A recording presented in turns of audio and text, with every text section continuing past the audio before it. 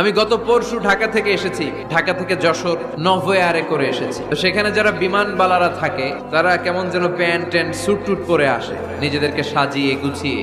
এই বিমানবালাগুলো লিপস্টিক মেখে নিজেকে মেকআপ করে প্রদর্শন করে, কারণ তাদের সৌন্দর্যটাই হচ্ছে এখানে আসল জিনিস। সৌন্দর্য না থাকলে এদেরকে এয়ার হোস্টেস বানায় না। আমরা সিটে বসলাম, ইনস্ট্রাকশন দিল বিমানটা এখন টেক অফ করবে। ইন দ্য মিন টাইম এই মেয়েটা মাইক্রোফোন হাতে নিয়ে বলতে আরম্ভ করলো, ভদ্র মহিলা এবং ভদ্র মহোদয়গণ, আপনারা আপনাদের সিট বেল্ট গুলো বেঁধে নিন। এখনই আমাদের উড়োজাহাজটি শাহজালাল আন্তর্জাতিক বিমানবন্দর থেকে 14,000 ফিট উপর দিয়ে যশোর বিমানবন্দরে উদ্দেশ্যে ছুটবে। আল্লাহ আকবার, আল্লাহ আকবার, আল্লাহ আকবার। তো আমি ঘাড় ঘুরে তাকাইলাম, কিরে আল্লাহ আকবার বলে কেনা?